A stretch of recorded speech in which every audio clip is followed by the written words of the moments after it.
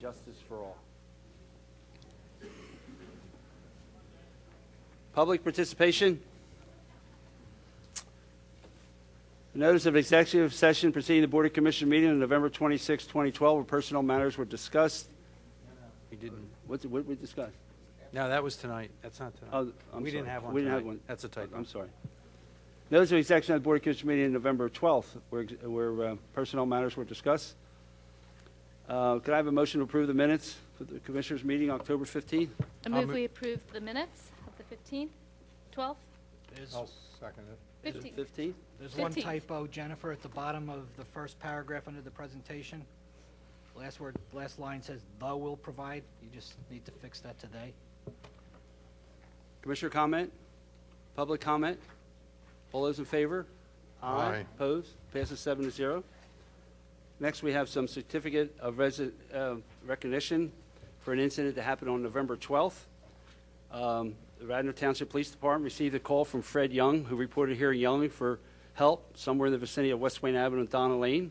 He could not tell where the person was located. Mr. Young called 911, and Sergeant McGuire, Officers Coco and Janowski responded and made contact with Charles McElfresh and Sally McElfresh at 533 West Wayne Avenue. The McElfresh family had no power for the past 4 days and didn't have a phone to call 911. Charles McElfresh was experiencing chest pains and needed to go to the hospital. Radnor Fire Company ambulance responded and transported Charles McElfresh to Paoli Hospital. While the officer was assisting Sally McElfresh, she began complaining of nausea and wrenched over with abdominal pain. Berwyn ambulance responded and transported Sally McElfresh to Paoli Hospital. The McElfreshes were in their home for several hours with a gas-lit fireplace that they were using for the first time. Members of the Radnor Fire Company entered the home with CO meters and took readings inside. Berwyn ambulance contacted officers and advised the McElfreshes hemoglobin levels were checked at the hospital were extremely high, indicating CO poisoning. So we'd like to give certificates to the people involved in that and found out that there was CO poisoning and help save these people's lives. So if you come forward, the Chief and I would love to give you these certificates of appreciation for a job well done. Yeah, Mr. Chairman, with your permission, the following individuals are going to be recognized. It's Resident Frederick Young, Sergeant Joseph McGuire, Officer Alex Janowski, Officer Jen Coco of the Radnor Police Department, Medic Brian Zimmerman, Medic Kevin Dillard, EMT Matthew Rychiak, I hope I pronounced that right, EMT Michael McGuire of the Radnor Fire Company for the respective efforts. So I would ask that you please come up to see the chairman.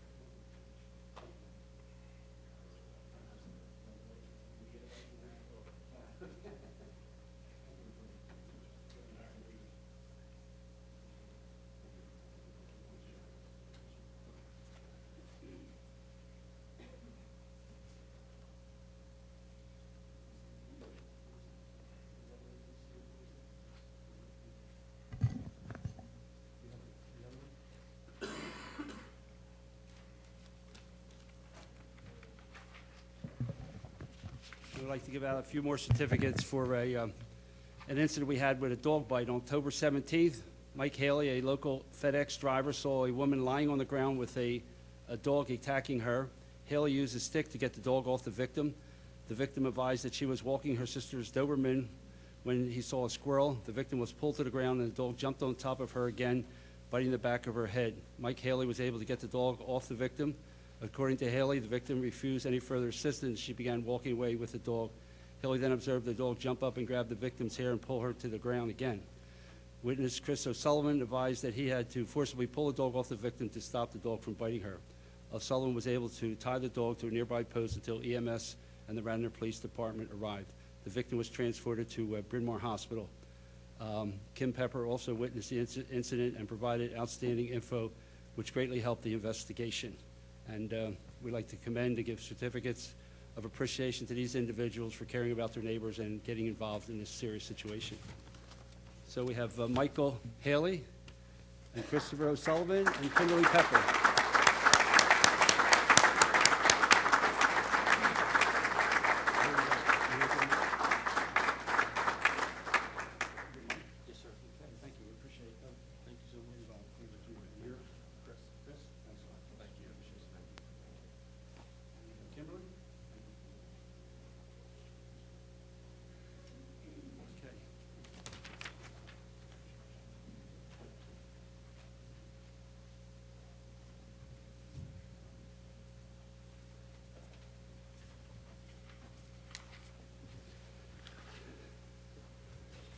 Well, we live in an outstanding community, and it's great to give these recognitions out to people that assist the people in the community. Radnor's a great community, and we all feel privileged to live here because we know that we'll help one another, and we have a great police department and fire and ambulance department, and we have great citizens to get involved. So thank you all again very much.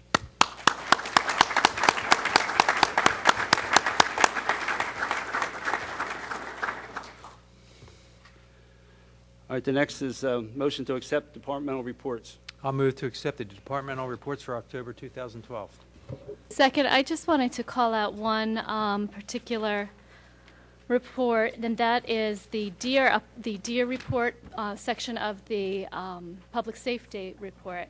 And I wanted to note that we are again on pace to have a high number of automobile accidents with deer again for this year, 2012. As of the end of October, we have recorded 90 automobile collisions that involve a deer. Last year, the total for 2011 was 113. So we're on pace to be at that level or perhaps a little worse. And as many of you remember, we had a lot of discussion about this last year and what we could do to address this problem. And I was just, it is the number one question I get from my constituents in my ward is what's going on and what's happening. So if Mr. Zinkowski, if you don't mind just giving a brief, very short update on where we are with that and how we're moving forward to address that issue. Sure. Thanks, Commissioner. As everyone's aware, we have contracted with the USDA to perform this culling here in the township. The period of time in which we'll be doing the culling is between December and March. There are some predetermined dates that we do have, but for reasons of safety and security, not only for the community but also for those involved with the culling, I've made a decision to withhold those dates. But what we will do is after we have each of the sessions, what we will do is report publicly of the harvest of the deer, of how many that we were able to get as part of this, and we'll try to release that within a week after those take place. As part of this, too, as well, the police department's done a nice job of establishing a program of private hunting on property, which has also generated a number of deer already, which I believe were above 40 already this year, just in a short window of time. That is working also at the same time, so things are moving along. The USDA, the permits have been issued to the township, which I have receipt of. We have the tags already, too, as well, that we'll be working with. And I know the police department is well prepared for this in advance. I know I plan to be there for at least the first few nights to make sure things go along real well. But again, it's the safety and security of the public as those performing the tasks as well. So we are on target, no pun intended there with target, but we are moving along in that direction there. And we will then, too, provide reports within a week after each of the particular hunts that take place as well. And our hope is that we will take a significant number of deer out of circulation here in the township. Great. Well, thank you, and thank Sure. you for the staff for all the work that's gone into this. Hopefully next year at this time we'll be looking at numbers that reflect all of that effort, and the situation will improve. Could I ask, when did the private hunting start, and when will it be concluded? It's actually still going on, Commissioner. It's the bow hunting. Yeah. And like the township manager said, it's about over 40 deer so far. And it's being facilitated through us. We're aware of it, and there have been no problems, absolutely nothing. It's going off without a hitch. And they're not restricted, because it's bow, they're not restricted to the hunting season, which I think is December 1st. That's correct. That's for the firearms, where they have to use a rifle. Right? So when did we start the bow hunting, private bow hunting, and when will it finish? The bow hunting I know started in October. I don't know the definitive date as to when it ends. Okay. And are they going onto private property by invitation? How does that work? Yes, what we did was Sergeant Joe Pinto from the Radnor Police did an excellent job coordinating this, and Bill Gallagher, also our Ordinance Enforcement Officer, surveyed our community, and we had a number of private residents that allowed people to go on their property and hunt. In fact, we had an enormous response of people that realized we have a significant problem, and we had no problems getting enough private locations for them to do their hunting. Well, Bob, next year, do you think that it would make sense to not have the Department of Agriculture sponsored hunting, because it's with $48,000, as I recall, and yet if we let private bow hunters do the job, we pay nothing for that. That would be true, and I think this is also something that our own police officers are looking at also too, depending how this season goes, is we may be able to try to keep this in-house as well. But I think what we're going to have to do is for this year to see what the total take is out of Radnor Township and see how successful this program is, and it's something that I think we'll bring back to this board to make a determination. You know, was it good, was the investment well worth it at the $50,000 number, or is this something that we can do with our own officers who are very much involved with hunting to be able to do that and look at, balance out the costs. But again, I think we want to be able to see a significant number of deer hopefully come out of the population this year. But I think that as part of this and part of the presentation the police put together, is this going to have to be an ongoing program for many, many years to come. Okay, thank you. Any other commissioner comment? Public comment? All right. All those in favor? Aye. Opposed? Passes 7-0. Personnel Administration?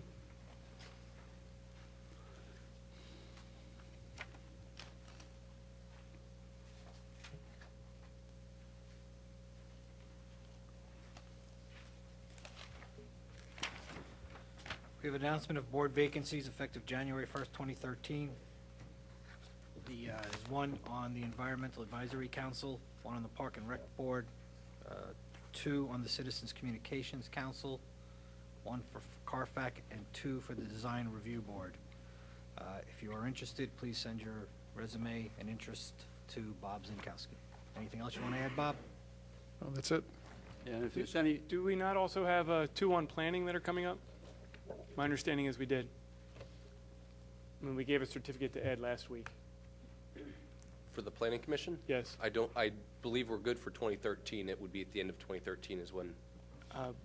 Okay, well, we'll have to check that, but we gave a look certificate into last that. week to Ed DiMarcantonio to end his service, so. we appointed one, and we thought we had another vacancy coming up. Don, maybe to answer your question, I believe there was one other candidate that had submitted an application that the board had interviewed. I think we're going to reach back out to that individual that wasn't selected to see if they'd be willing to take this vacancy. I think this goes back to a lot of the residents who have submitted already that may maybe not have made it to go at least back to them. So I think that could be why this doesn't appear on here. If it's not, then we will make sure we get this back on the next agenda or add this to it. And if anyone we interviewed you think would fit these positions, reach out to them, you know? Thanks. That's it under Personnel Administration. Community Development?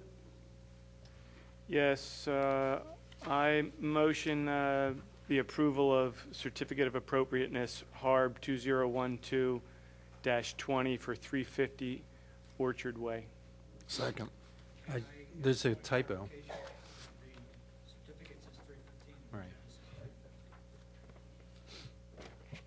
Is that an agenda? Does anybody want to answer that?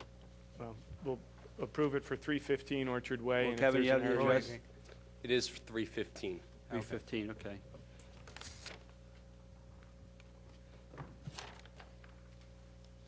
It's been moved and seconded.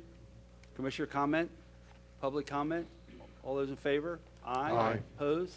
Passes 7-0. One last item, the Breakfast with Santa, Sunday, December 2nd, 8 a.m. to noon at the Radnor Firehouse. $8 for adults, $4 for children, and under 2 eat free. So a great event for the community. That's it for me. Okay, thanks. Parks and Recreation, John? Make a motion to approve the township's social media policy for use by Radnor Township employees. Do I have a second? John seconded. Commissioner comment? I would like to hear a little bit about it, and particularly the genesis of it as to why we're doing this. Sure. Well, the goal is basically so that it's able to enable us basically a new form of media for the township. It's not an intent to replace any of the existing forms of communication that we have with residents, be it through the cable channel or the website. We would like to utilize it because it's a free method of communication that is out there through a social media website that the township would basically develop and maintain, which would be overseen by our Web and Telecommunications Coordinator, which is currently Jim Doling. And he would serve as the account manager who would basically post information, notifications, information about projects, events, policies, things that are going on. The intent is to reach new audiences or existing audiences a lot more quickly. A lot of people today are accessing social media sites, specifically Facebook, which we would like to utilize through their mobile device, through their telephones, through their iPads, and we see this as a way to reach people more quickly. In the future, there could be a way through our website that when we make updates to our website, it would bridge directly to our intended use of a social media site. So the intent is to be able to utilize it in that fashion. And really, the biggest part of this as well is not to create an open forum. So a lot of social media sites today, like Twitter and some components of Facebook, do enable that. I just want to stress that with this policy, it will not be utilized in that manner, and it'll be basically administered in that manner, and the way that it's set up is an organizational web page, so that it basically enables people to like our page and look at our page, but not to engage in any type of communication with us, because I feel that could definitely take up a lot of staff time by enabling that public forum, and could be problematic. So the intent is to distribute information more quickly. It's free. And overall enhance the township's ability to communicate with the residents and businesses and organizations within the community. Good. What was the source? Did you have some other township policy some other township's social media policy? How did you develop this draft? We looked at a lot of them. We also looked at some of the local townships' policies. We looked as far out as California with some local cities and boroughs that administer such policies, as well as some of the local universities that have them as well, and just tried to take some of the language and some of the meaning and content and develop it for something that works for what we intend to use. A lot of them use it in an open forum format, and that's the majority, so there was a lot of tailoring on our end to try and make sure that we were focusing it, so there was a one-way direction in terms of communication. Very good, thank you. Tammy, I had two questions. Can you give me the logic as to why we would permit links to advertising through the township website? As far as the social media site, Correct. With I mean, some of these, it makes a couple of references to advertisements in here. within the use of, and specifically what we're looking at is Facebook. And at this time, not another site or another platform. There are advertisements that Facebook utilizes on pages. So you're saying if I log into Facebook, you're referring to the advertisement that might be That they- generated from Facebook, not Yes. advertisement No. in the materials we put there. Yes. I got you. My second question is, you talked about Jim's role as someone who posts it, but who actually reviews the content? Each of the department heads will take a review of what that information is and how it goes out. And although Jim So will who writes oversee. it? Pardon me? Who writes it then if they're reviewing it? The department head and/or with, in collaboration with the staff will be writing the So, content. so they're the author and the reviewer. Yes. Are you comfortable with that, Bob? Okay. And then Public- each department will actually each department will appoint somebody who will be within their department that can actually post. So they can log in, they can make the posts. Of course, that would come at the department head's authorization of what that content and what that information is. But overall, Jim will serve as the account administrator and manager. A lot of times there's a check and a balance that the author shouldn't necessarily be reviewing it. That's Absolutely. why- If something is questionable, we would certainly forward it off to Mr. Zinkowski for his review as well. Tammy, could I ask a couple of questions? In Section 3, you have, which is titled Outline of Terms, the second major term is Township Social Media Site. And you say there that that's the social media site that the township establishes and maintains. And you say the township has full control over all postings, content, links, and information with the exception of advertisements of hyperlinks posted by the social media sites owners. I'm confused. So when you go down now to 1.2.1, you see the same situation set up. We own the site, but we're not responsible for, quote, the site's owners, unquote. And then if you go over to 1.7, the words read, the township social media site may contain content, including but not limited to advertisements or hyperlinks placed by the social media site owners. Or I just don't understand. If we're the owner, who are these other owners? Well, if we open up a site or a profile, if you will, within Facebook, this kind of goes back to what Mr. Higgins was asking about. In terms of the actual owner of the social media, like in this case, I'm specifically referring to Facebook, when they have their sites or on our sites that we create within that, they post advertisements that we don't have any control over. So like, for example, things like about Dunkin' Donuts and Toys R Us and things like that may come up on there that we don't necessarily have any control over, that may show up when somebody actually No, I visits our understand that, site. but you're using the same terminology to describe them as you are to describe us. I have to take Is a look anybody at else it. confused by that? I understand, you're looking at it from the point of view of a large, and I get his point. Well, You're you know, using the same when word to mean two different things, but I understand the distinction you're trying to make. when we say we're not responsible for the content of the site's owners, we're saying we're not responsible for Radnor Township's content because we are the site owner. Well, we She's we trying to create make a distinction profile. between our Facebook page and Facebook is what Right. you're. And Yeah, well, within the our site page, owner within our is page that we create the within provider. Facebook, they have the right, because of the way that they oversee it and administrate it, to put advertisements that they deem appropriate on those sites, which really are ours.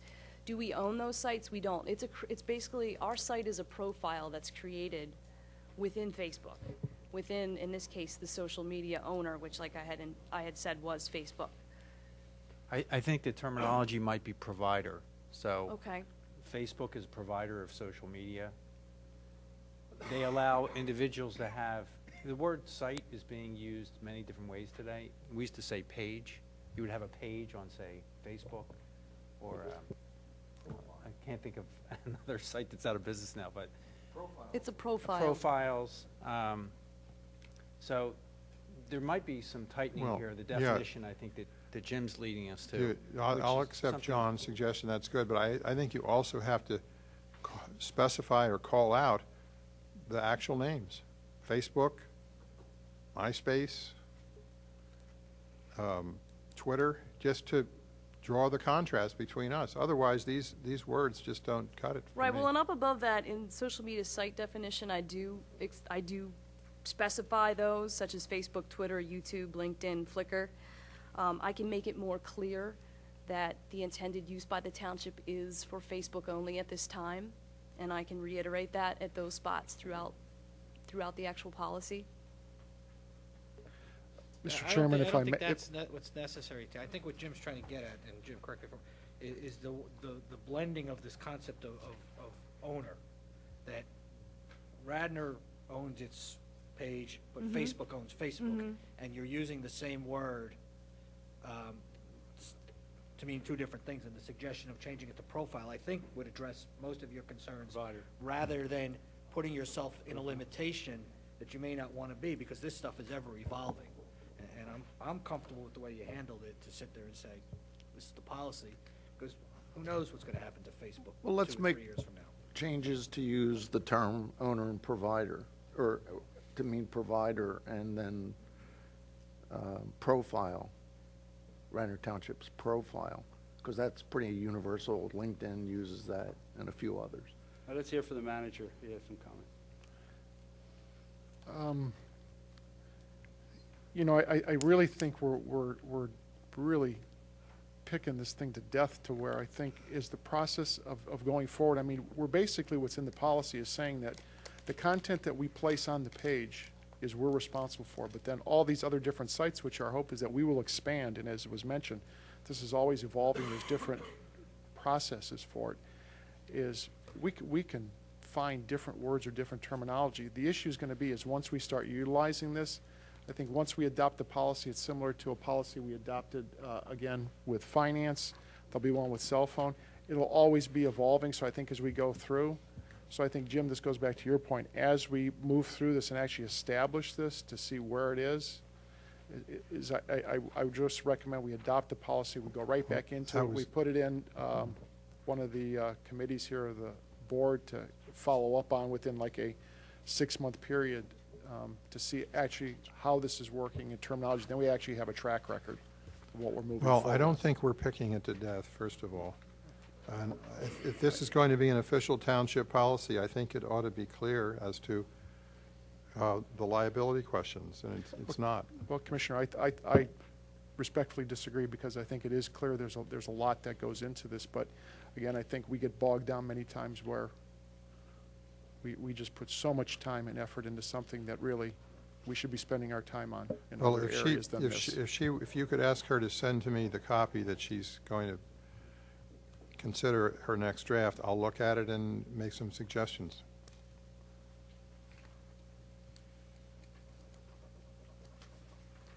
Is there a next draft envisioned, Bob, or is this? I don't. There won't be another draft coming. I think this is where we're. Well, then I'll send comments without your cooperation. Do we have a motion to approve this? Do we have a second? Any public comment? All those in favor? Aye. Opposed? I'm opposed. It passes 6-1. Next item is I'll move for the approval of Resolution 2012-142, authorization to enter into contract agreement with the Woodland School for use of gymnasium facility for the 2012-2013 Radnor Youth Basketball and Griffon Volleyball program seasons. This is, again, because of the limitation imposed by the charter that requires our approvals. Second. Commissioner comment? Public comment? All those in favor? Aye. Passes 7-0. Next is I'll move the approval of Resolution 2012-143, authorization to enter into a contract agreement with Hilltop Prep School for use of gymnasium facilities. It's easy for you to say. For the 2012-2013 Radnor Youth Basketball Program season, again, because of the requirements of the charter. I have a second? Second. Commissioner comment? Public comment? All those in favor? Aye. Opposed? Passes 7-0. I just note that the Hilltop says 2012, so it's got a typo, so we're approving that as corrected to be 2012-2013. Oh, mine says 2/12/2/13. No, the resolution, not the agenda, Oh, okay. the actual resolution. All right. Next is a motion I'll make a motion to authorize the approval of Radnor Youth Basketball Program scholarships for the 2012-2013 season. I have a second? Second. Commissioner comment? Public comment? All those in favor? Aye. Opposed? Passes 7-0. Not on the agenda, but I'd like Tammy to take a brief second just to talk about Holiday at the Willows this year, since it's going to be very different. Absolutely. Thank you, Mr. Nagel. Holiday at the Willows is going to be a little different this year. It is going to be beginning at 2 o'clock again over at the Willows Mansion. And it's actually going to conclude a little closer to 5 o'clock p.m. with a fireworks extravaganza, which we're very, very excited about. So, yes, we are going to be having some fireworks over at the Willows in December, and we're very excited about it. We also have some additional appearances and entertainment that are going to be taking place at the actual event that's going to happen inside the mansion. We have David Darwin from America's Got Talent, who's going to actually be there. And then we also have another entertainer, Al Grout. So we're going to have an extension, basically, of a lot of our entertainment going on inside the Willows with the juggler and the entertainment and music, of course, and Santa Claus. There's also going to be Radnor Elementary's Winter Wonderland toy drive that'll be going on as well. And we are really looking forward for a great a great turnout and a great event, of course, this year.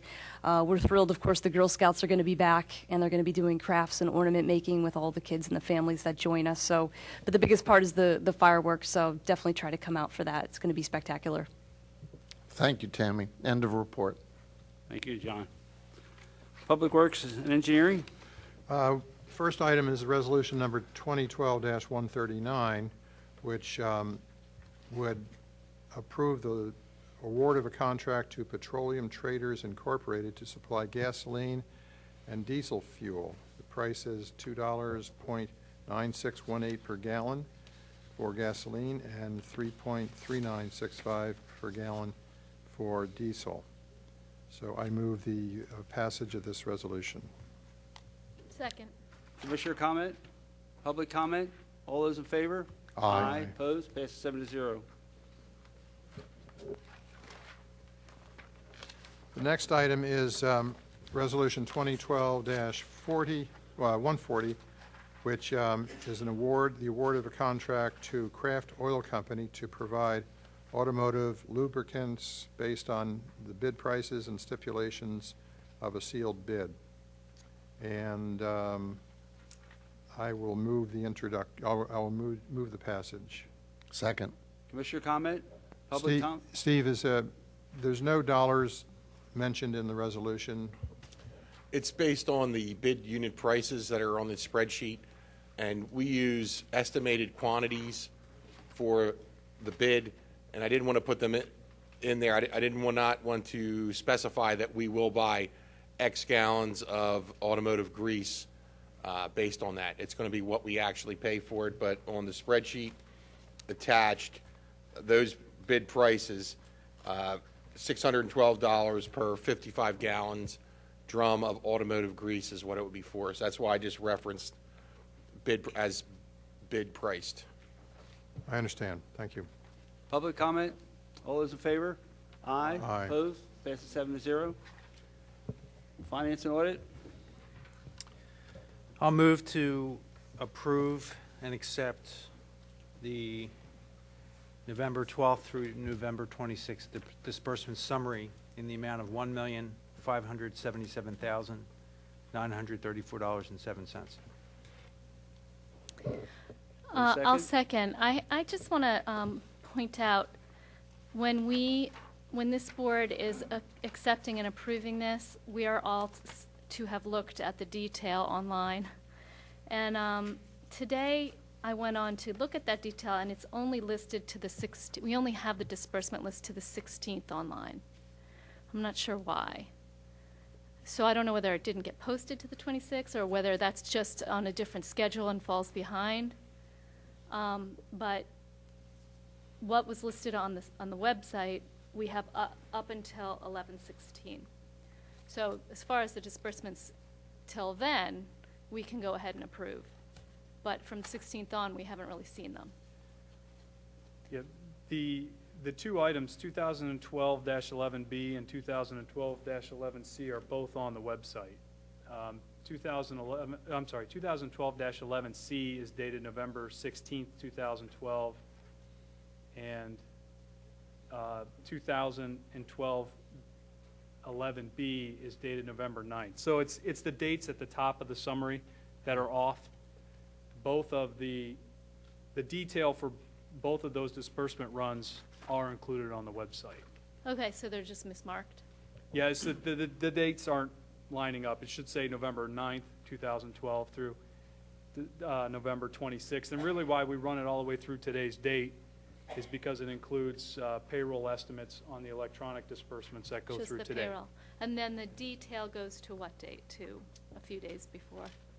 Yeah, the detail, we have disbursement runs on every Friday. Okay. So those are dated like on the last Friday that we Friday. run them. And each Friday is subsequently numbered with the A, B, C, D, and so on. And then the other thing I was thinking about today is that when, with this new system, with us looking online for the disbursement detail, we don't see the legal bills anymore. So I think it might be wise for us to see those in And future. that's in our packets.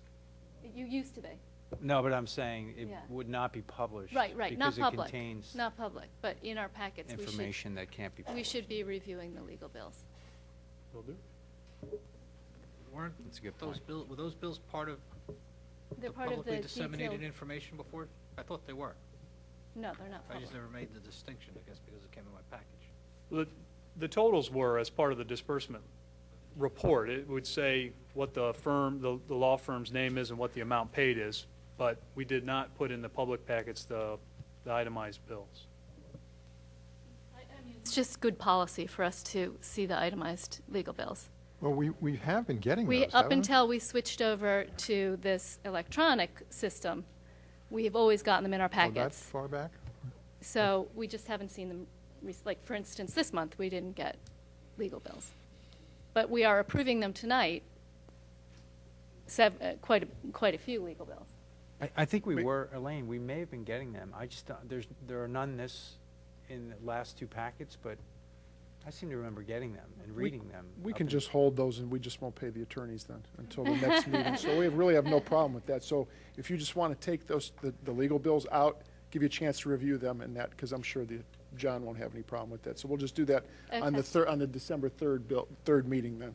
We'll do Right, that. So you it's, just take those out. It's grim, and it's also dealt with, Well, why don't we just pay them and you can review them I if mean, you have a it's- yeah, problem. Don't do that. No, I'm not worried about them being, I just think as a matter of policy, we should be reviewing them. Just send them copies after we approve them, that's fine. And copies before we approve next So month, I'll just okay? amend, my motion was originally November 12th. It'll be November 9th through the 26th in the amount of $1,577,934.07. And who was the second on that? Was Elaine second? Again, can you second again? Second. Okay, other commissioner comment, public comment? All those in favor? Aye. Aye. Opposed? Passes 7-0. I'll move to introduce ordinance 2012-17. This is amending Chapter 44 and creating a post-employment benefit obligation fund. And I will have Bill White discuss this. Sure. There's a couple different moving pieces with this. First of all, we're asking for the introduction tonight with then publicly, or advertising for the public hearing with the adoption being December 17th. So for purposes of introducing it, that's what's on tonight's agenda. Within the document itself, there's three different moving pieces. First is amending the township's current investment policy, which is under Chapter 44 of the Administrative Code. And within the investment policy, there's basically two major sections. One section is the governmental funds, and then the other section is the pension and what we're now calling the post-employment benefit obligation. And we're lumping those two together, the pension and OPEB together. Under the governmental funds portion of the investment policy, if you'll recall, there were comments from the auditors for the past couple of years that a normal review of the investment policy is good business practice and something that they recommended. To that end, we worked with CARFAC through the spring and summer with one of the working groups, and they proposed a series of changes. And those changes are all incorporated into the governmental funds section of what's in front of you tonight. In every case, the restrictions or the changes from the current policy to what is proposed is putting greater limitations on what we're able to invest in terms of the governmental funds. And real briefly, what that includes is basically all of our tax revenues and assets owned by the township. So that's our general fund, sewer fund, all of our funds, including all the way down to the debt service fund. What that doesn't include are the civilian pension trust, the police pension trust, and what we are introducing tonight as the OPEB trust as well. So those funds would be under their own category. So that's one thing that's being introduced here is some more restrictive language under the governmental funds. And again, and it says this within the policy, but the objective in this order is safety first, then liquidity, then yield or return. So when you look at what we're allowed to invest in under governmental funds, it's extremely restrictive on purpose to make sure that we are not jeopardizing the principle of governmental funds that are being invested. And liquidity being the second goal is that the cash is available when we need it. So we're not tying our funds up for 5 years when we may need it in 6 months. And then any return we're able to achieve over that is what we look to do. So basically that limits us to overnight investments, money markets, certificates of deposit, and then government, treasuries, agencies, T-bills, those types of things. The second moving piece is what we're proposing to do on the pension OPEB part. And the pension pieces, we're not proposing to make any changes there. Instead, we're adding the OPEB piece and allowing us to invest, or allowing the OPEB trust to invest in a similar manner as the pension trusts do, which segues into the third piece, which is the creation of the post-employment benefit obligation fund and trust. And basically, as we've been discussing for months, this is the accounting and legal infrastructure necessary to set aside assets to fund these liabilities and ongoing expenses moving forward in a similar fashion as the pension assets are set aside to fund those obligations moving forward. So this in and of itself doesn't address any of the funding issues. Instead, what it does is it puts the pieces in place to allow us to start putting those assets aside, and then what we can do with those assets once they're put aside in terms of investing them. Generally speaking, that's what the introduction of this ordinance is doing tonight. So Bill, in terms of the amending the administrative code, we'll be adding Article 3 to Chapter 62 for the what I'm calling PBOF, the Post-Employee Benefit Obligation Fund.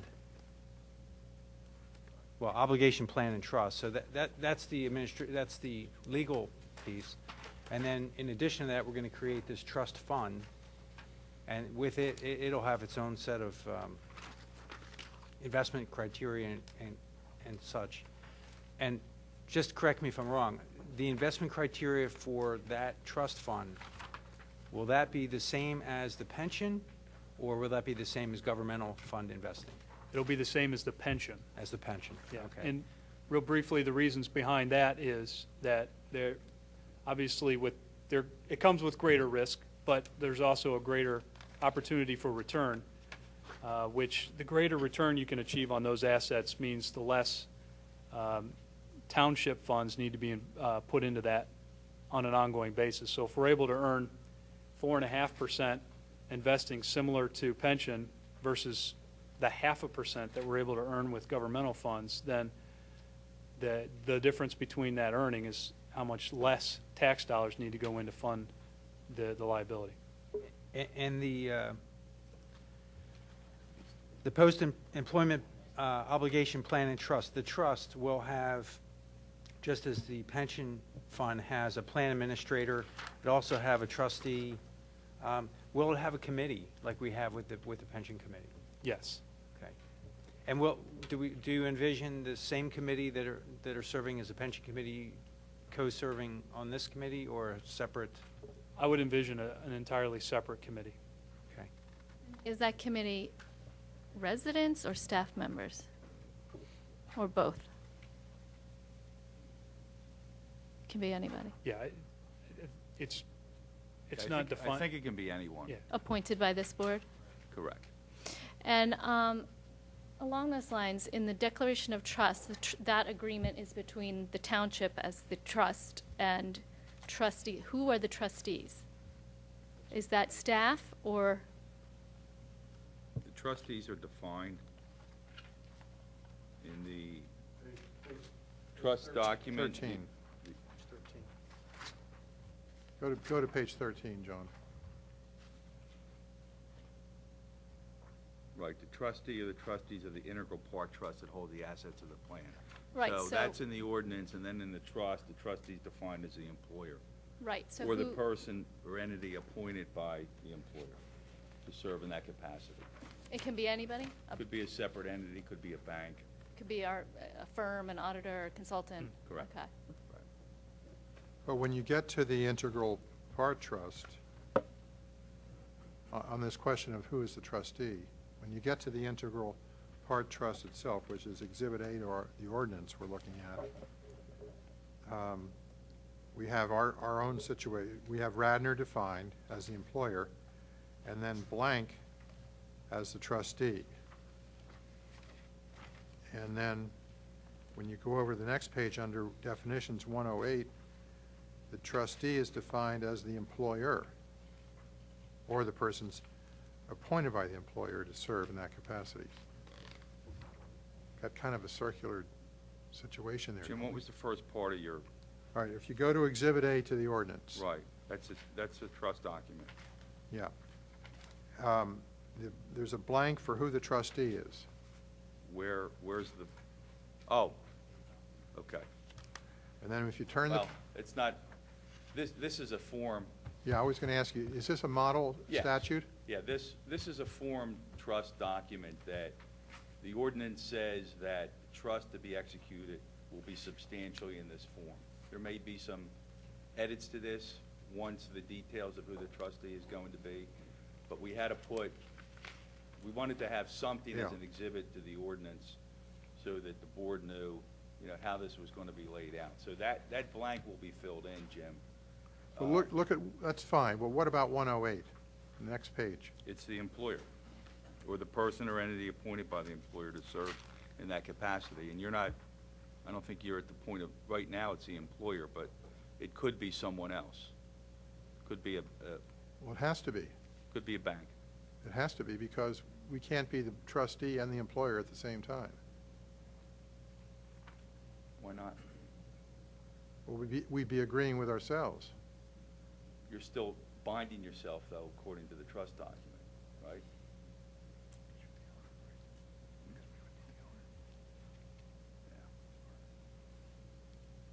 No, I don't see that. All right, well, this is an introduction. I do have a set of questions, though. Excuse me, and I'm not going to go through all of them, Bill. I'll send them to you separately, but I want to have a few things explained to me. I'm just going to flip through the pages. Bill, on page 6, the last one, asset-backed and derivative securities. Tell me your view on a swapation based on that definition. I'm not voting for swabies. I understand that. I want to understand if he thinks it's prohibited by that definition. Because it's not specifically called out. It says hedge, derivative, or asset-backed investments. Yep. I'm kind of curious as to his interpretation of that. Based on how we define how that swaption is arranged in our financial statements as a hedge, I would say that would not be a permissible use of governmental funds. Okay. John, are you comfortable with that answer, or do you think it needs clarity? I'm going to defer to Bill on that. Okay. Just to note, on page 9, you have a misplaced decimal point. You have a 230%. Can you go to page 14 for a minute? John, I think this may be a question more directed at you. The benefits section on 1 and 3, it says benefits must be provided through the purchase of insurance. Is that true and accurate? We have the obligation, whether or not we purchase the insurance, I thought.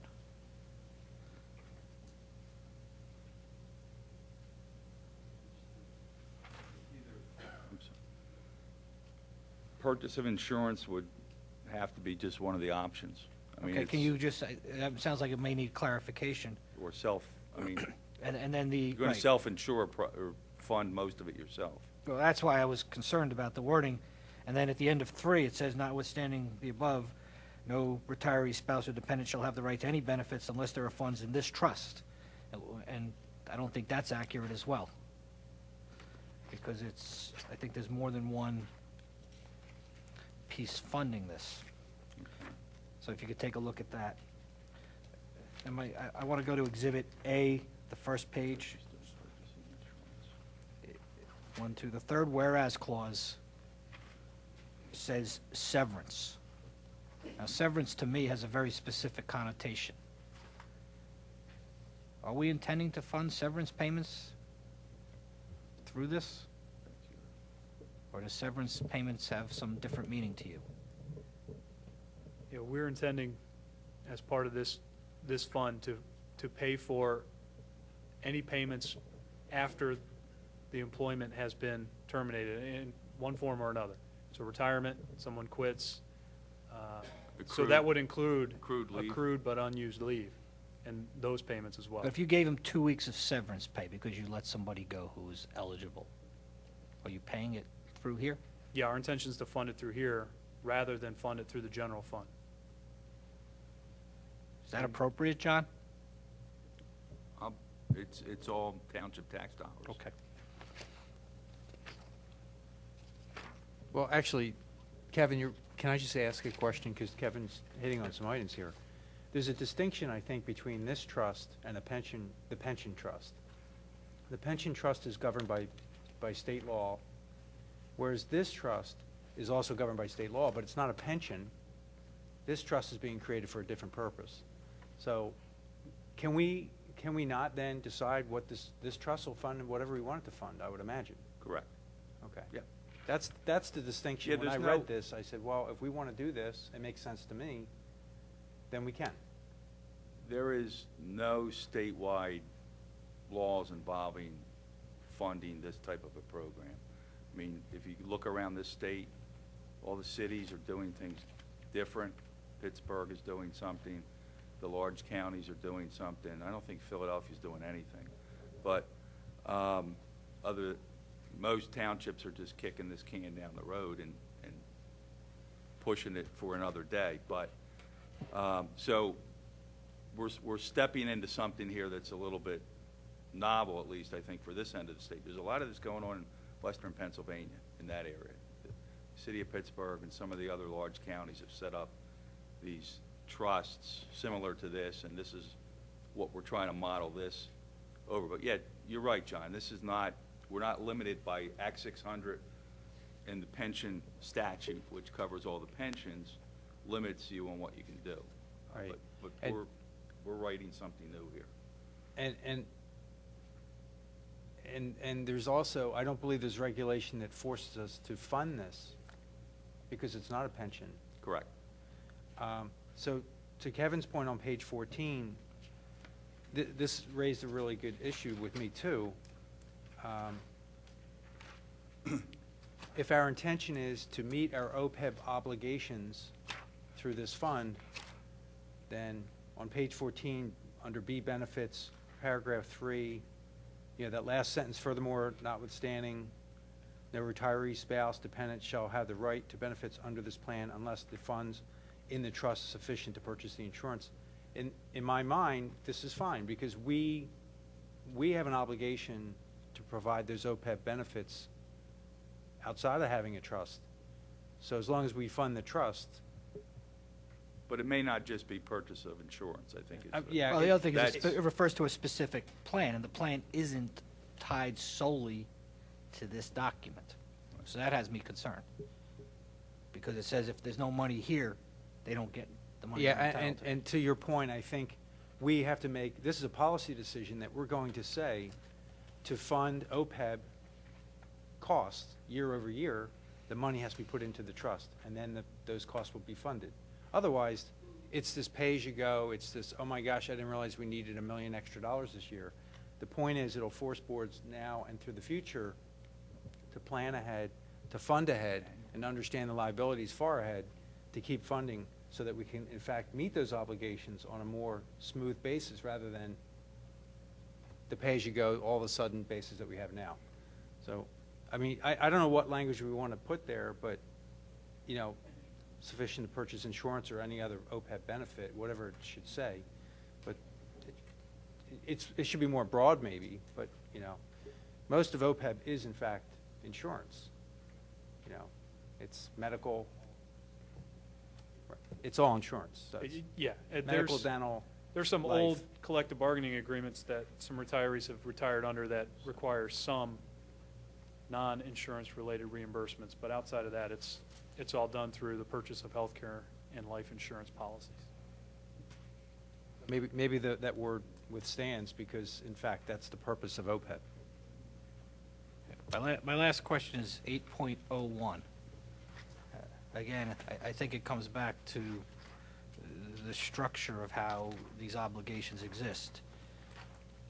This says the employer should not be liable under the plan in any way or in any manner for any such benefits and payments in excess of the assets of this trust, which again, I don't think is accurate. I think we have the obligation whether or not there's funds in this trust or not.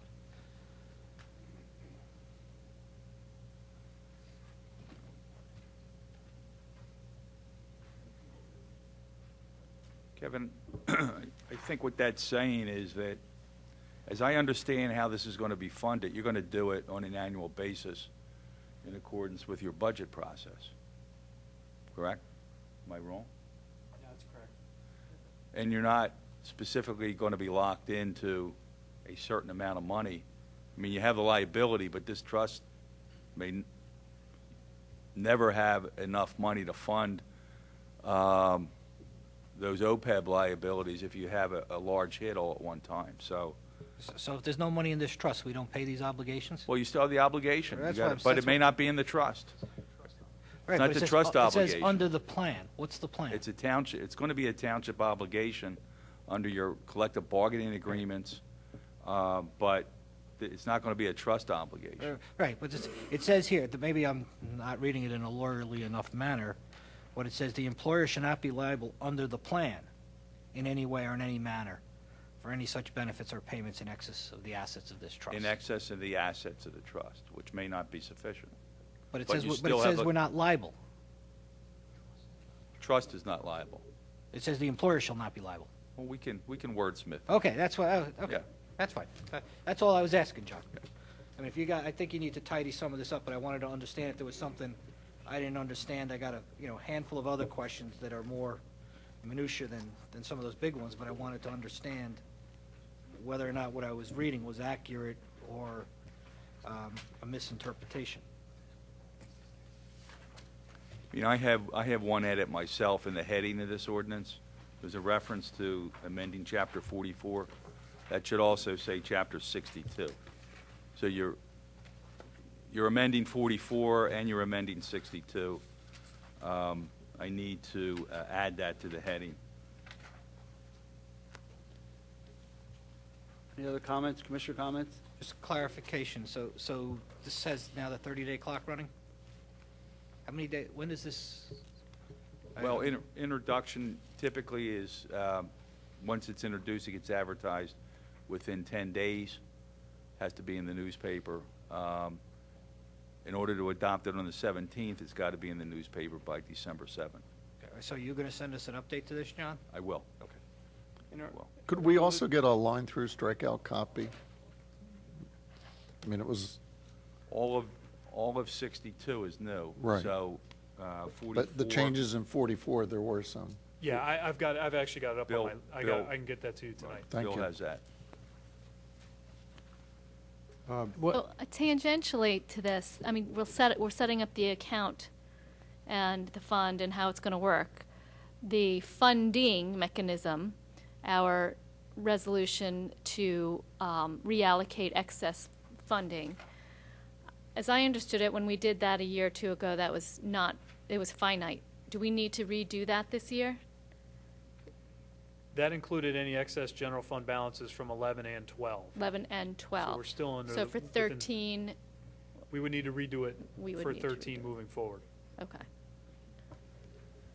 Any other Commissioner comment? Yes, will this go to advisory boards in the township? And then should it? It's not required to.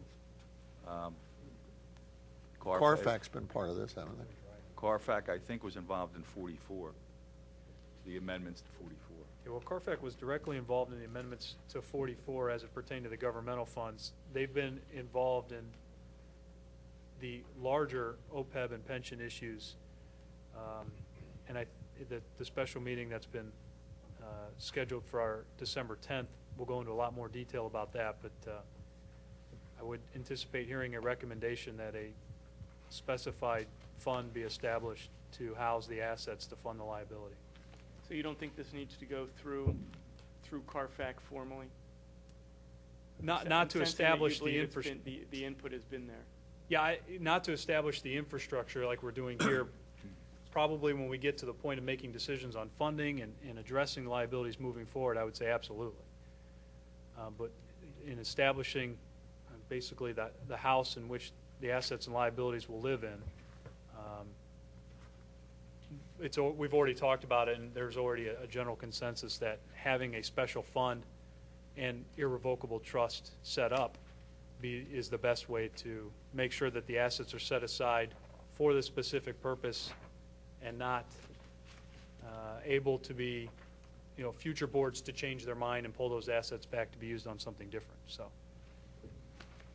And Bill, the timing of this ordinance and creating the legal right to form this trust, is it really imperative that we get this done by middle December, or is this something that because it seems like, I don't think, and John, maybe correct me, but if we introduce an ordinance and then we make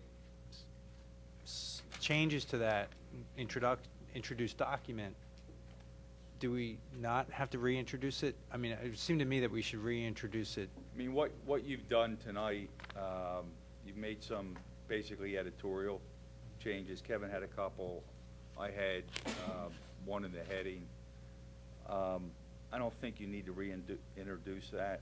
I mean, if you're more comfortable having, and John wants a tract, Chapter 44, having that back, I'm not sure this has to be done. We were shooting for, I know Bill was shooting for the end of the year.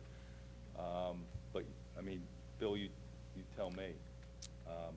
I just assume that you're all comfortable and have the changes that we talked about. I'm comfortable with introducing it tonight, but I'm just thinking if there's no urgent need to get it done, delay it, to one more meeting. But if there is a need, because at the beginning of the year, it seems like you want to roll money into this fund. And well, the board's already established a little over $1.5 million to be allocated to the fund.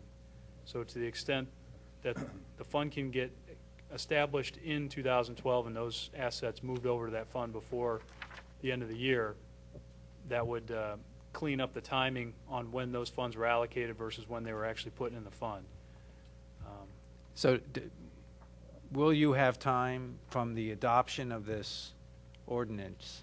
And there's John, is there a grace period from the adoption? I thought it was 30 days for an ordinance. Effective date is 30 days. 30 days later. Yes.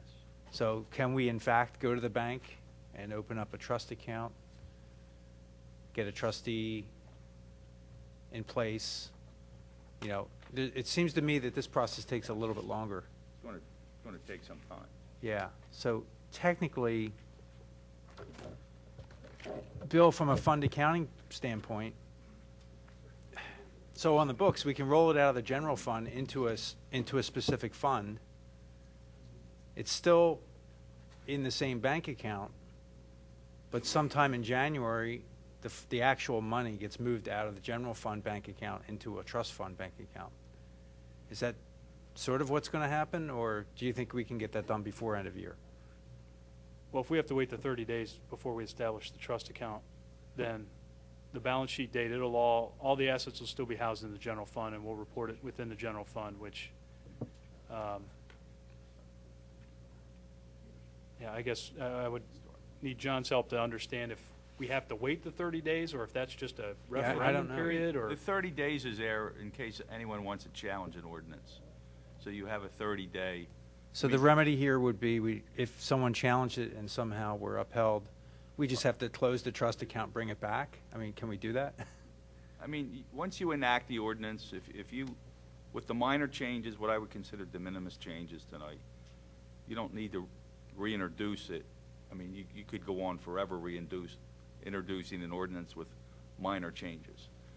We can get to you a clean copy of everything that was discussed tonight. It would go into the newspaper on or before December 7th.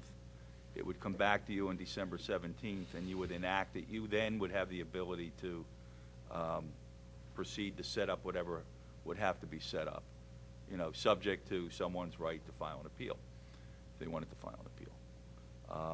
But, you're not making any substantial changes in what is in front of you at this point. There's some wordsmithing, nothing major, though, that would bring us back again for another Right. introduction. The board would be voting on the introduction and the policy in its form. You'll make sure you get the words right and get us a copy of that. With the revisions that were discussed tonight. Right. Because they are minor in my mind, just the words have to be. And it's an introduction. It'll come to you for a public hearing. You can, if there's other issues that come up at that public hearing on the 17th, you can continue that hearing if you need to and bring it back again at your next meeting. So, Do we anticipate that the trustees will be known by the next meeting?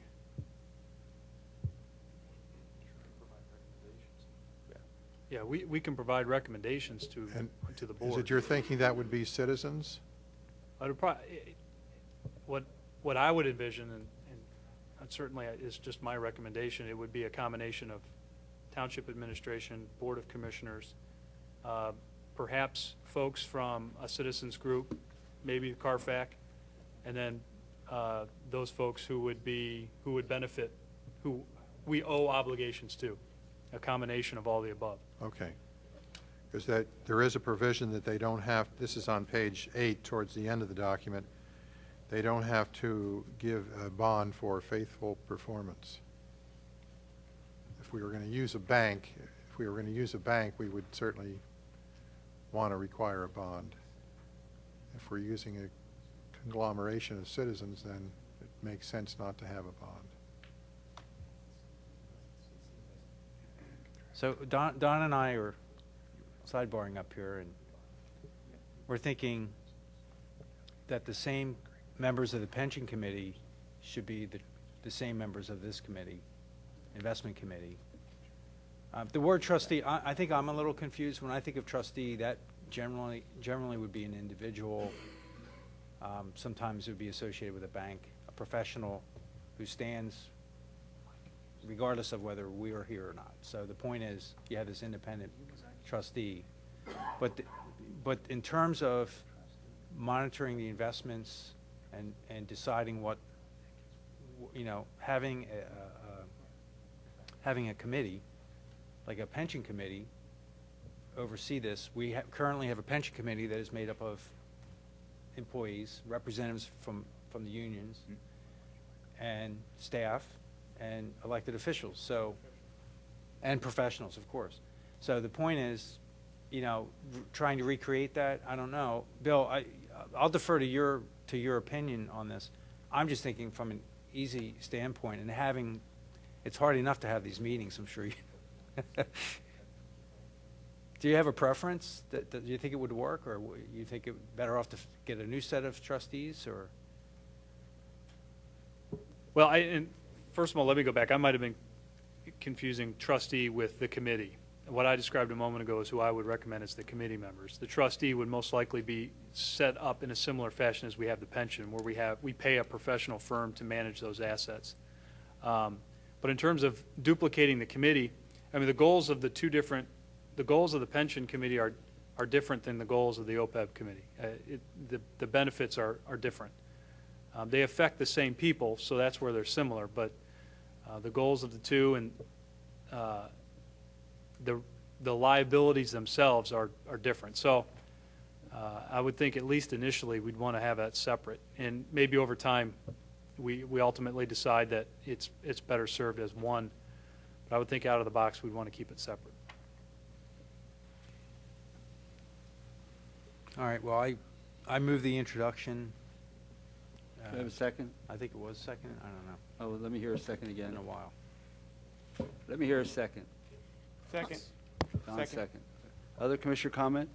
Kevin, do you have other things, small things you wanted to send it? Okay. I don't want to take, there are things that I'll get it out to you before Wednesday. Any public comment? All those in favor? Aye. Aye. Opposed? Passes 7-0.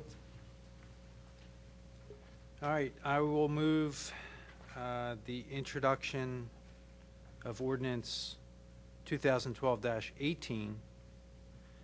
This is the adoption of the final budget for fiscal year 2013, establishing the township real estate tax rate of 3.7511 mils and the sewer rate at $5.74 per 1,000 gallons of water use. Are those same rates as we have this year for both? Yes, sir. Yeah. Do I have a second? Second. I Kevin, left second. off a 0% tax increase and fee increase. Commissioner comment? Public comment? Well, I'd just like to make the point that I don't want there's no tax increase in this budget, but I don't want it to lead to the false impression that we're sitting pretty, because we're not. And, heaven and earth was moved to get this budget down, and the circumstances just fell out so that we have a balanced budget with no tax increase. But there are looming, as we've been talking about ad nauseum, there are looming liabilities that we need to be funding. We are funding through excess that we've had for the last couple of years and that we may have going forward. But I don't want this 0% tax increase to give the false impression to our community that we're not increasing taxes because we have all this money and we're in such great financial condition. That's not the case at all. So I just want to put that out there. Doom and gloom is usually I John will- Fisher. Why are you I'm not adding trying to that? be doom and gloom, but I just, I didn't have to say anything. it goes against my grain in this position that we are fiscally to not have increased revenue to start to deal with that. But I understand how it came about, and I'm supportive of it, and I'm thrilled not to have a tax increase. All right, let's But, vote. Wait. but it doesn't mean that we're in a great position. And just to Elaine's point, we are ending 2012 with a fund balance that is strong, and it's strong for several reasons. The hard work of staff to trim their spending and watch their spending and find more efficient ways of running their departments. But also, we had tax increases in the past, and we also have come into, in some cases, one-time revenue sources through tax audits. And if it weren't for that high fund balance, we would not be able to do this. So I think I just want to thank staff and administration for being prudently fiscally responsible for the last 3 years. And even though we had tax increases, we didn't find new ways of spending that money. We found more ways of saving money. And as a result, we have an excess. And it's not, in my opinion, it's not appropriate to raise taxes when you have excess money in the bank. And I'm sure Don Curley feels this way too, because he's constantly telling me we shouldn't raise taxes if we had the money in the bank, and I agree with him. So, but anyway, to that point, we are going to have big decision next year, the year after, and probably the next 3 years after that, because there will be excessive liabilities that have to be dealt with on the long term. And we now know what those liabilities are, we now understand them, and we can now better plan over a long term to address them. We didn't find those liabilities or come into those liabilities suddenly. We're not going to get rid of them suddenly, but we will address them next year. So I support the 0% tax increase only because there has been an improvement in the economic climate in the past year. We have saved money, set money aside. So I appreciate, just want to thank staff for all the hard work and Mr. Zinkowski for his leadership to get us to this point. So thank you. My thoughts, the key to me is that over the past 2 years, we have paid down our future obligations significantly, something on the order of $4 million over a 2-year period. So that's money that we collected to meet this obligation. We can pay $2 million or $1.5 million of that next year without a tax increase. So in my opinion, it's appropriate for us to pay the money out of the general fund that pays down those obligations and not have a tax increase this year. Public comment? All those in favor?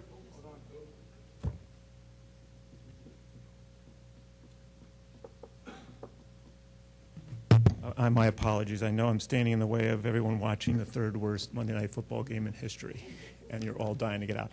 Martin Helding, 305 Audubon Avenue. I have a couple of quick comments. First of all, I attended another meeting earlier, and I meant to say to compliment staff and Carfax on this report, but public comment came so quickly I didn't get here on time.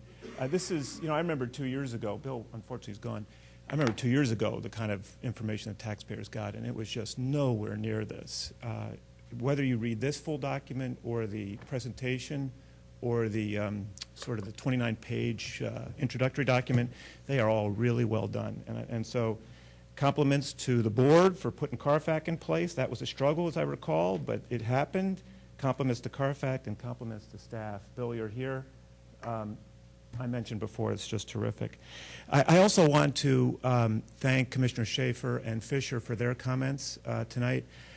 Mr. Fisher, I'd love to bring you to the school board tomorrow night. The notion of taxing when there's money in the bank, or not taxing when there's money in the bank, would be a novel idea over there.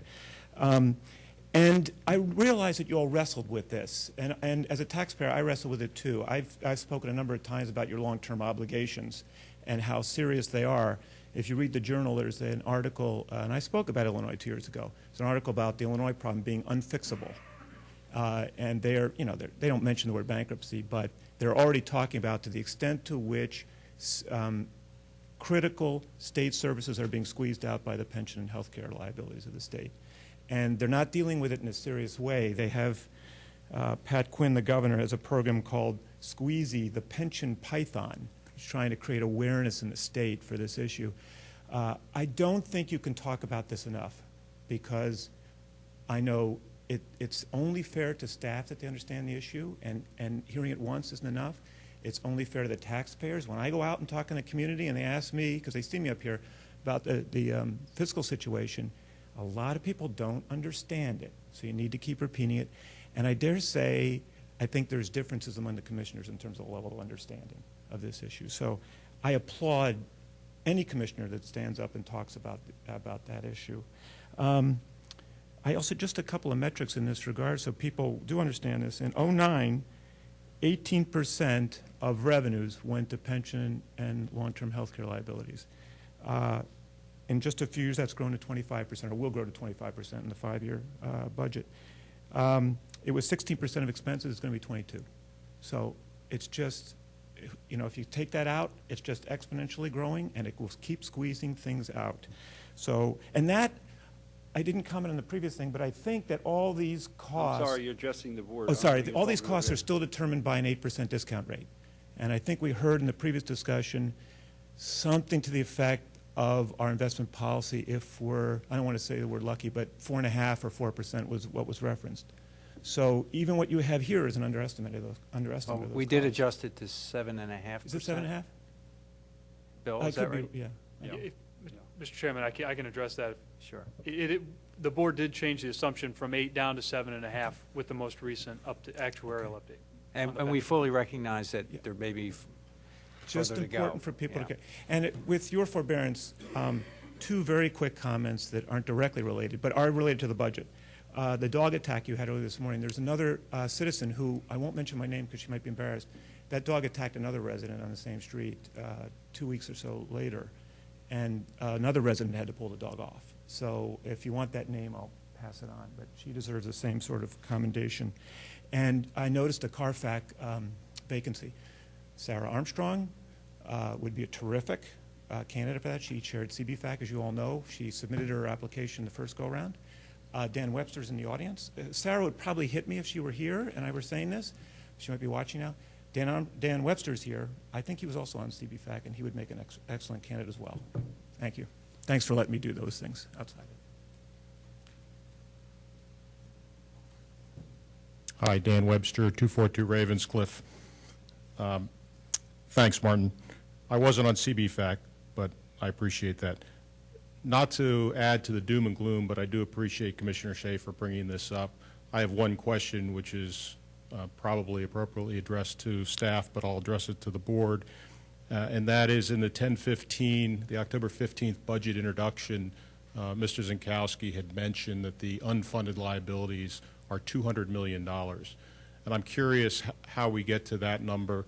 I know it's an enormous number. I thought it was $139 million because we have $22 million of pension liabilities. We have $3 million of compensated absence liabilities, $54 million of other post-employment benefit liabilities, and based on the capital analysis that was done, a preliminary estimate of about $60 million in infrastructure and facilities liabilities. That all adds up to $139 million. So I would be curious if the board or staff could address how we get to $200 million. I do appreciate no tax increase this year. I would point out to the public that there actually is what amounts to about a 2.1% tax increase because of the trash collection fee that's being added. I know there was a lot of debate over that. I was traveling when you had your last session. I'm sorry I couldn't attend that. I'm in favor of the way you've handled it, so I appreciate that. But I think the public should know that there is an increase because you're moving some of the costs out of what I think of as the budget into this special trash collection fee. Thank you. Thank you. Can you clarify something, Bill? I think they may have misspoke. The 2.1 was the 1.4 plus the trash fee, correct? The original, Sorry. the original millage rate was going to go up by 1.4%.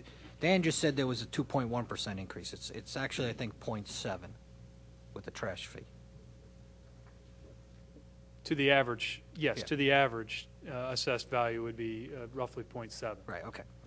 The $36, yes. And, Mr. Chairman, if I could, I can address the difference in the liability number as well, which is actually a good advertisement for the special meeting that is scheduled for December 10th, in which CARFAC will present to the Board of Commissioners the findings from their pension and OPEB report, which talks, which will reconcile the numbers between the $200+ million obligation versus the other liability numbers that were used.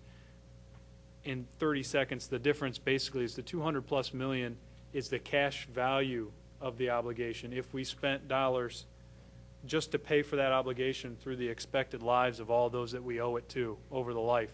The number used by the actuaries is a present value, a discounted version of, or discounted calculation of the liability, which makes assumptions that, first of all, we have assets invested to pay for it, which at this point we don't. So what CARFAC decided to use was something they felt was more realistic in terms of the cash, in using the cash value, the amount that would be paid over time for those obligations. So tune in on the December 10th to get a much more detailed explanation of that. I call the question. All those in favor? At the last meeting, you and I discussed, or the whole board discussed, the trash fee. Well, it's going to come up. I'm going to vote against it on a separate ordinance. Well, by voting for this motion, I discussed it. I discussed it with the manager, and I think the appropriate time I'm going to vote for the budget. And when the ordinance comes up for the $36, I've made it clear that I'm not voting for that. but the pending resolution would exclude the trash fee from the general approval of the budget. The money's in the budget that's going to be collected for the trash fee, and it's assumed that that's going to be approved. But it's going to be a separate resolution that we're going to have to pass to do the trash collection fee, and at that time, I'm voting no. Okay. All right. All those in favor? Aye. Aye. Opposed? Passes 7-0. I'll move to introduce ordinance 2012-19. This is the adoption of the consolidated fee schedule of 2013. Do I have a second? Second. Second. Wait a minute, wait a minute. The first second was over here. Raise your hand. Second. There was a second there. Okay. It's good. Tammy, I have a question on page 20. Are you simply saying you don't know what the fees you're going to charge are yet?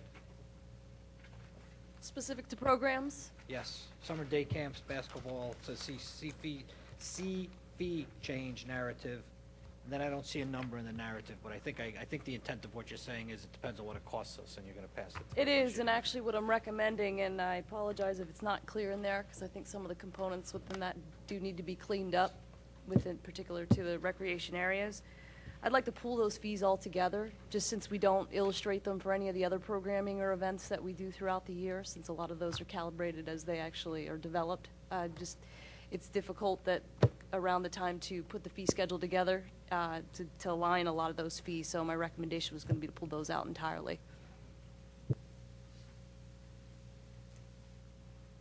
And will they be published in a different location then? Because now, I don't know if anyone actually goes to the fee schedule to find those fees. Now, they'd be published in the recreation brochures and on the website when those programs become available.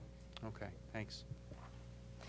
I think on page 26, under our fines, I think it was my impression that we had decided to make the parking meter fine $20, not $25. So I think we should just, that's just a typo there, I think. Under the 2013, it still says 25. Yeah, that would be correct. That would, we missed It's that just a when typo. making the updates, Yeah. so that would be 20. Tammy, can you go through the memo that you provided us that identifies the changes? Absolutely. Under the Parks and Recreation areas, in particular, beginning on page 21, there's an indication of an adult league team field permit for softball, soccer, and baseball teams in the amount of $100 per season, not to exceed a 10-week period. That's a fee that's currently under review by the Parks and Recreation Board. I want to give them a chance at their December meeting to make a recommendation based on that fee. So I don't want that fee to be included within this evaluation. So per my memo that I had provided to the board earlier today, I'd like to back that one out of there. Moving on to the next page, page 22. There's a new fee that's indicated in there for court and park area permitting fees, meaning basketball courts and tennis courts at $30 per hour. That's another fee that's currently under review by the Parks and Recreation Board. Before your review of that fee, I would like to get a recommendation by them. Going on to page 24, under the Willows, there's an item for a weekday rental for nonprofits. Typically in the past, we have had our nonprofits use the Willows only from Monday to Thursday, an effort to enable them to have extended use of that facility. I'm evaluating making that basically 7-day-a-week availability for the nonprofit groups, so expanding that basically to 7 days a week as an option for them. Typically in the past, we haven't made it available for the nonprofit organizations because we've kept the weekends reserved towards weddings and some of the higher paid events that go in there. So just in lieu of the Willows and sort of a lack of extensive rentals, if you will, I'd like to expand that and make that an option. That, again, is also under review by the Parks and Recreation Board. And then underneath Radnor Activity Center on page 25, birthday parties with the supervisor, that is a fee increase that's being recommended there, again, being recommended by the Parks and Recreation Board and reviewed at their December meeting. So I'd like to wait on that recommendation before having your approval on those. Well, we're introducing the ordinance, and by the time we approve them, you'll have those fees? What is, I need to understand the date on that. This was on the same time schedule as the budget, so it would be introduced tonight and then up for adoption on the 17th of December. Okay. Don't we do this by resolution, though, not by ordinance? Which would allow us the freedom to update it whenever we As- get that information. Yeah, as we've done in the past couple of years at least, we adopt the changes by ordinance initially, and then throughout the year, as we make amendments, we do it by So resolution. there's no urgency, this information can be updated when we get it, it doesn't have to be done by this month? Yes, sir, by resolution. Well, what are we doing? Are we pulling these items, leaving them in?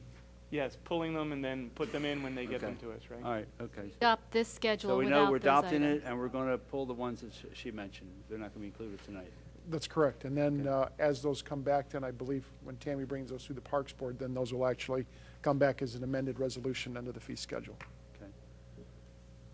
All right, do I have a motion to that effect? Yeah, so I'll amend my motion to adopt Ordinance 2012-19 with the changes stated by the Director of Parks and Recreation. Kevin, you second again? This is an Commissioner comment? Introduction. Introduction.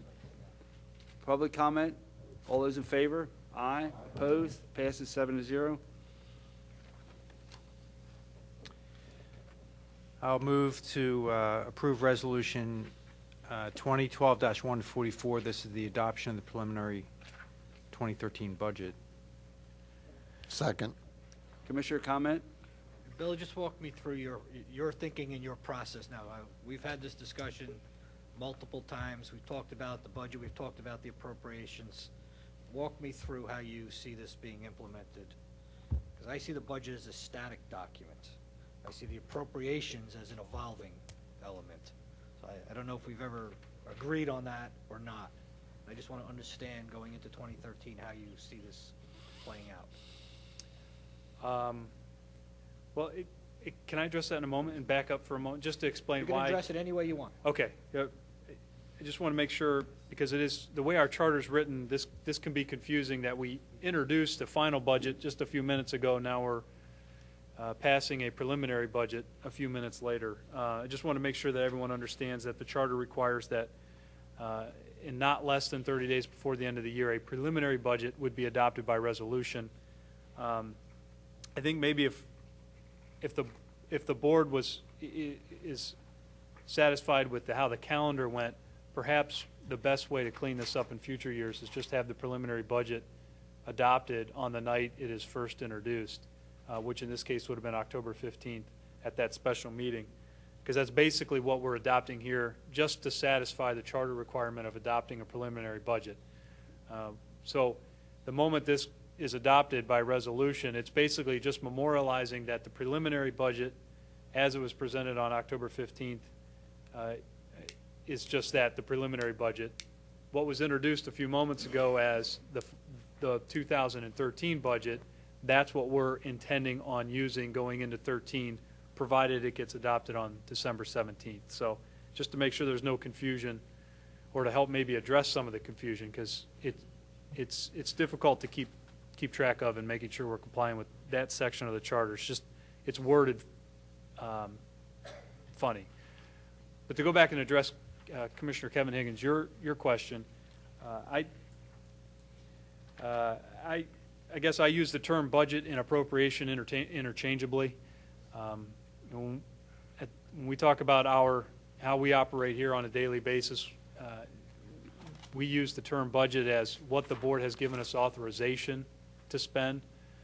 So it goes beyond just an estimate of what we think we might spend. It's actually an appropriation in a legal sense. So I would foresee moving forward that we are establishing on December 17th, when the final budget's up for adoption, when we have the public hearing and adoption, that as being the starting 2013 budget, and it's always subject to subsequent amendment only as approved by the board, and that's the way the charter mandates that. So the budget, the original budget is, in essence, at that point, etched in stone. It's a done deal, but that doesn't preclude the board from making future amendments to it, as we've done in 11 and again here in 12. So we may continue to disagree on that, and I'll do a better job of referring to any of those amendments as amendments to the appropriations themselves, and maybe help clear that issue up. Just again, for my own purposes, I'd like to understand what we started with. I understand that there may be reasons we change expenditures and give you more money, or perhaps less money, depending upon things. But I need to sort of have that anchor point of what we approved at the beginning of this year. And in any case, I agree with Kevin. I mean, I would like to see one column that's the budget we approve at the end of this year. Next column can be revised budget or appropriation. Because I evaluate your performance not just how you did on the appropriation. I look back to how you originally budgeted. Sure. In the monthly reports, we've added those columns. We are required within our comprehensive annual financial report, when we report on the budgetary activity, to show beginning, ending, and actual. So in any of our official documents that show how we did, you'll see at least 3 columns, beginning, an ending, and an actual. Any other commissioner comment? Public comment? We had a motion, John, and second.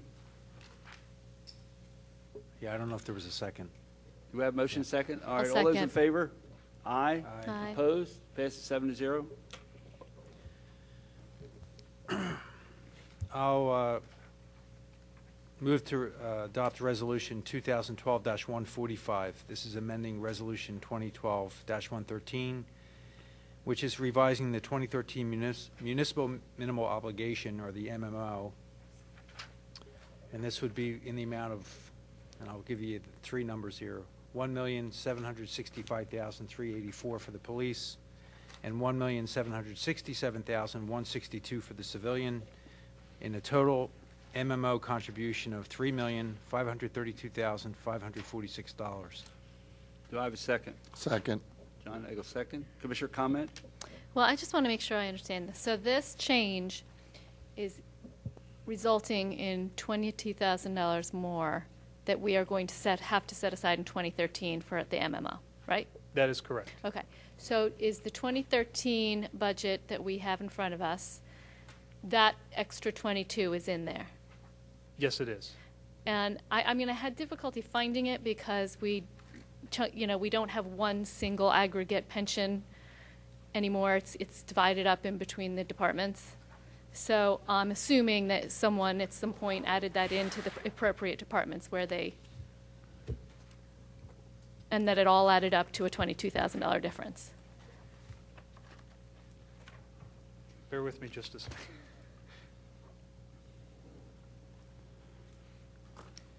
Yeah, actually, I'm looking at page 195 of the budget that was introduced tonight, so what we intend to be the final 2013 budget.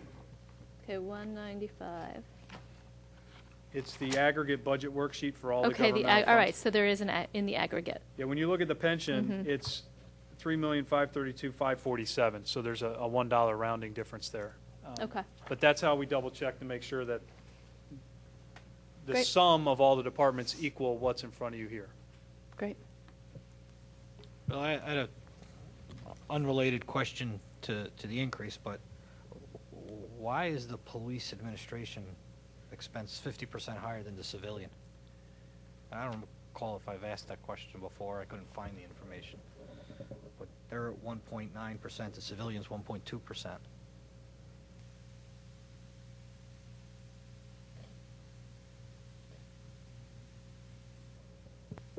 Need to get back to me, that's fine.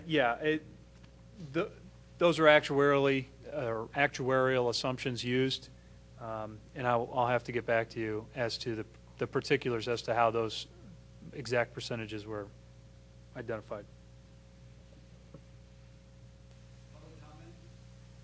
Comment? All those in favor? Aye. Opposed? Passes 7-0. I'll move Resolution 2012-146, acknowledging the receipt and accounting of the 2012 Municipal Pension System State Aid. And again, I'll give you the numbers. $300,393.20 for the civilian, $293,241.01 for the police, and for a grand total of $593,634. I guess 21. I rounded that one off. Second. Commissioner comment? Public comment? All those in favor? Aye. Passes 7-0. And I'll move to approve this cell phone usage policy that is in our packet. Second. Commissioner comment? I don't know if there's any comment on from staff on, Bill, this is a policy you're putting forth?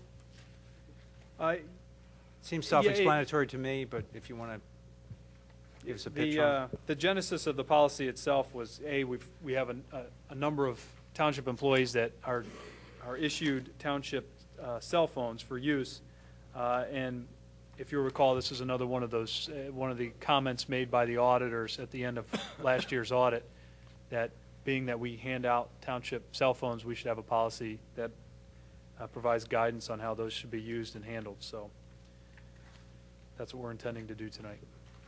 And this covers cell phones that are issued by the township, but also does it, I believe it covers, maybe I'm thinking of another one, but does it govern the use of private cell phones? And do we have policies on private cell phone use, To the personal extent, cell phone use within the? yeah, to the extent those are used while driving township-owned vehicles, yes. That would fall under this policy. Okay, thanks. Commissioner comment, public comment? All those in favor? Aye. Opposed? Passes 7-0. I'll move Resolution 2012-147, adopting procurement and professional services for the municipal pension systems. And I want to have Bill White give us a little background on this one. Yeah, the background lies within Act 44 of 2009.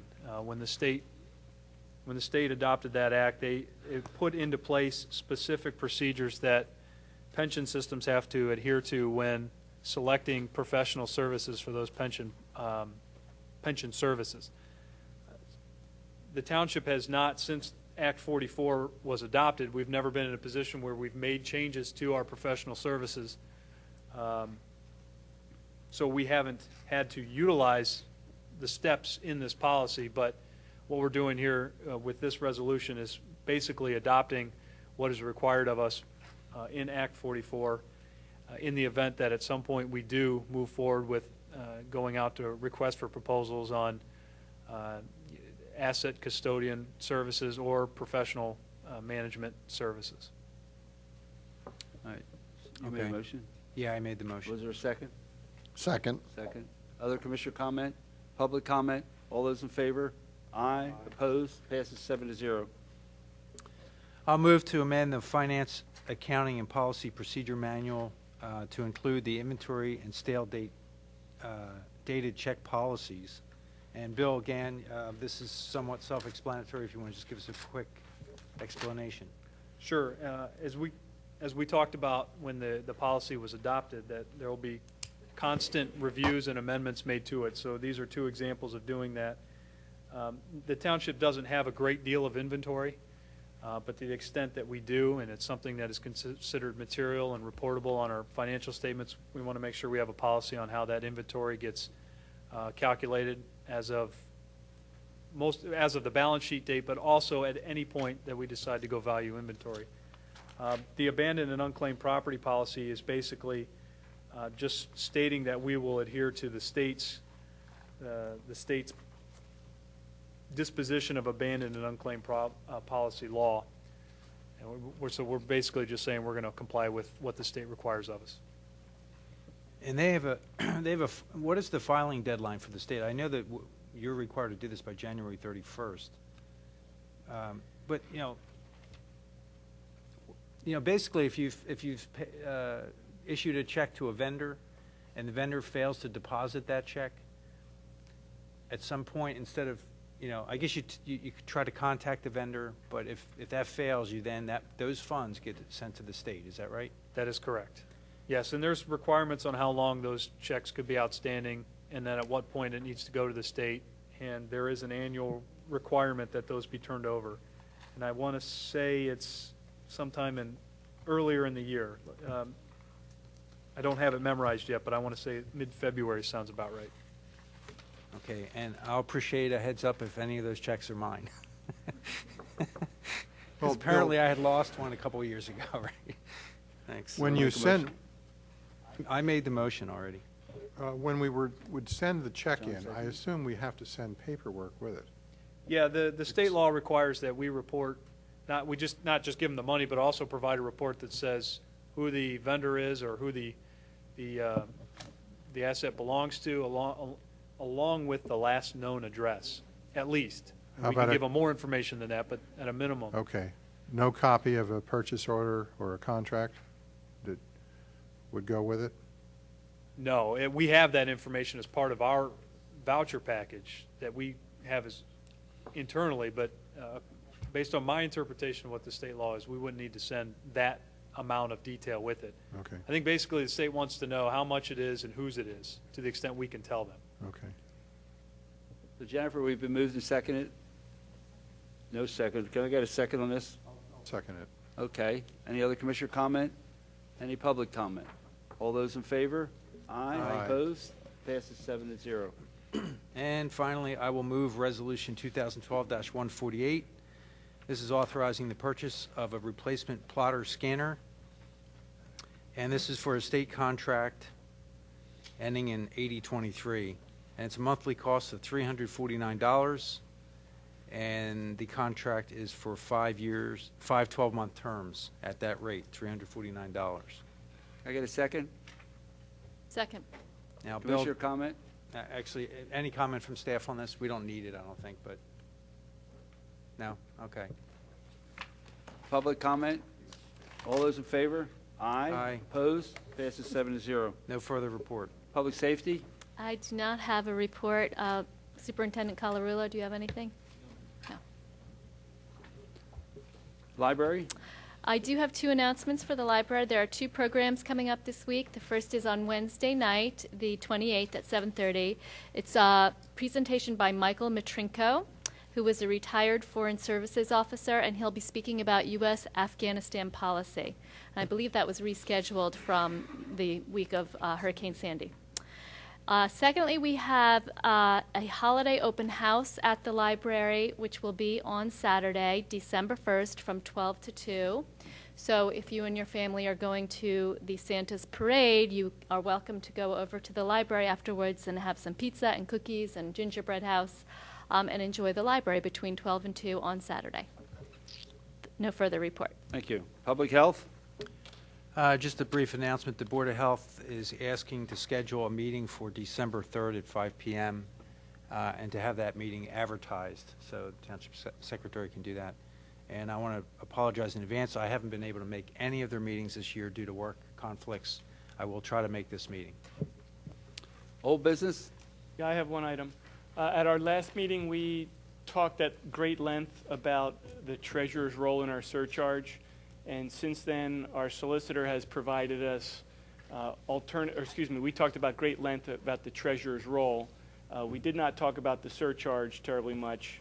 Since then, our solicitor has provided us alternative language that's in first-class township code, second-class township code, and borough code. And my assessment is that there's discrepancy between our language and the language that's in these 3 codes.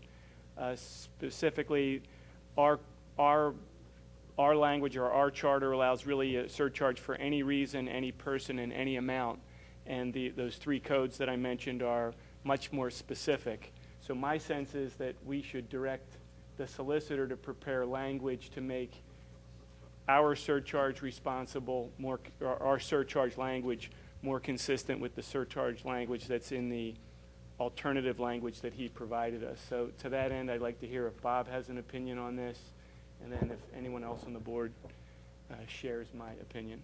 I would support that, Commissioner, your recommendation, and would ask also John to be able to prepare that, and we will place that on the December 3rd agenda to have the discussion with what you would propose, as well as the other comments that were made at the last meeting. I agree with you, Don. After you brought this up, I took a look at it, and I would feel more comfortable with some element of neglect or malfeasance being what triggers a surcharge action. I agree. Any other commissioner have comment? I haven't had time to review the documents. I'm in support of the concept. All right, John, you got the sense of the board in preparing that? I'll add that to what I sent you regarding the powers and duties. That'll be in the same section, basically. Okay. Section 405 of the Thank you. chart. Any other old business? Any new business? Public participation? Motion to adjourn. I move we adjourn. Second? Second. All in favor? Aye. Aye. Passes 7-0. Thank you all for attending. Thank you all for coming.